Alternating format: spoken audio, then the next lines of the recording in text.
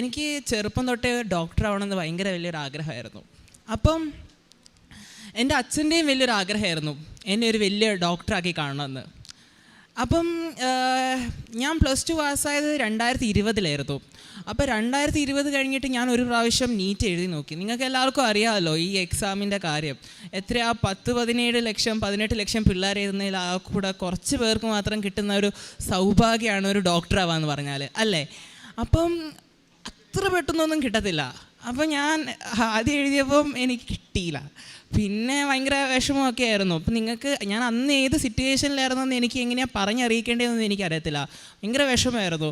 രണ്ടാമതൊരു പ്രാവശ്യം കൂടെ ഞാൻ എഴുതി 2021.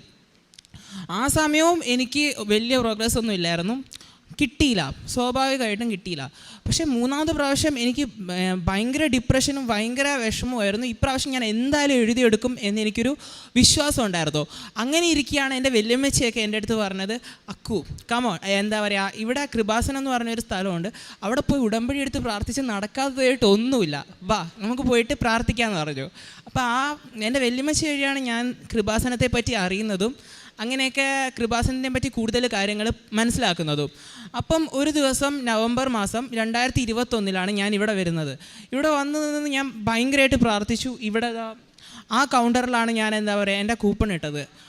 അപ്പം അങ്ങനെ ഇരിക്കുകയാണ് ഞാൻ. അങ്ങനെയാണ് എൻ്റെ ഫസ്റ്റ് നിയോഗം വെച്ചത്. എൻ്റെ ഫസ്റ്റ് നിയോഗം എന്ന് വെച്ചാൽ തന്നെ എനിക്കൊരു ഗവൺമെൻറ് മെഡിക്കൽ കോളേജിൽ പഠിക്കണം എന്നായിരുന്നു. ഇപ്പം നോക്ക്, ഞാൻ ഗവൺമെൻറ് മെഡിക്കൽ കോളേജിൽ പഠിച്ചുകൊണ്ടിരിക്കുക എറണാകുളത്ത്, ഫസ്റ്റ് ഇയർ MBBS സ്റ്റുഡൻ്റായിട്ട്. അപ്പോൾ അതെനിക്ക് ഭയങ്കര വലിയൊരു അനുഗ്രഹമാണ്, ഭയങ്കര വലിയൊരു ആശ്വാസമാണ്. പിന്നെ അച്ഛനും അമ്മയൊക്കെ ഇപ്പോൾ ഹാപ്പി ആയിട്ടിരിക്കുന്നു. പിന്നെ വേറെ കാര്യം എന്ന് പറഞ്ഞു കഴിഞ്ഞാൽ ഈ MBBSന് ഈ റീ റിപ്പീറ്റ് ചെയ്തുകൊണ്ടിരിക്കുന്ന സമയത്ത് അപ്പോഴായിരുന്നല്ലോ എനിക്ക് കൂടുതൽ ടെൻഷൻ ഉണ്ടായിരുന്നത്. അപ്പോൾ ഈ സമയത്ത് ഈ എക്സാമിന് 2 മാസം മുന്നേ എനിക്ക് അപ്പൻഡിക്സ് വന്നു. നിങ്ങൾക്കറിയാമല്ലോ, അപ്പൻഡിക്സ് വന്നു കഴിഞ്ഞാൽ ഏതാണ്ട് എനിക്ക് എന്താ പറയുക, കീ ഹോൾ സർജറി ചെയ്യേണ്ടതിന് പകരം അവർ ഇൻസിഷൻ ഇട്ടിട്ടാണ് എനിക്ക് സർജറി ചെയ്തത്. അപ്പോൾ എനിക്ക് കുറേ നാളത്തേക്ക് ബെഡ് റൺ ആയിരുന്നു, എനിക്കൊന്നും ചെയ്യാൻ പറ്റിയില്ല. അന്ന് എനിക്ക് മനസ്സിലായി നമ്മുടെ കൂടെ നമ്മുടെ പാരൻസ് മാത്രമേ ഉണ്ടാവുള്ളൂ, വേറെ ആരും നമ്മുടെ കൂടെ ആ സമയത്ത് ഉണ്ടാവില്ല, അവർ മാത്രമേ നമ്മളെ ഹെൽപ്പ് ചെയ്യുള്ളൂ. അങ്ങനെ എനിക്കൊന്നും പഠിക്കാനും പറ്റുന്നില്ല, ഭയങ്കര വിഷമവും ഭയങ്കര ട്രോമയായിട്ടുള്ള സമയം. എങ്ങനെ എനിക്ക് പറഞ്ഞ് നിങ്ങളെ അറിയിക്കണം എന്നറിയില്ല. അപ്പൊക്കെ എൻ്റെ ഏക ഹോപ്പ് അല്ലെങ്കിൽ ഏക രക്ഷ എൻ്റെ അമ്മ മാതാവായിരുന്നു. എൻ്റെ മാതാവ് എൻ്റെ കൂടെയുണ്ടോ, ഞാനിത് നേടിയിരിക്കും എന്നെനിക്കൊരു വിശ്വാസം ഉണ്ടായിരുന്നു. അതുപോലെ തന്നെ എനിക്കിതാ ഇവിടെ നിന്ന് നിങ്ങളുടെ മുന്നിൽ പറയാൻ പറ്റുന്നുണ്ട് ഞാനിപ്പോൾ ഫസ്റ്റ് ഇയർ MBBS സ്റ്റുഡൻ്റ് ആണെന്ന്.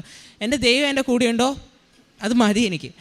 അതിനുശേഷം പിന്നെ വേറൊരു അത്ഭുത സാക്ഷി എന്ന് പറഞ്ഞു കഴിഞ്ഞാൽ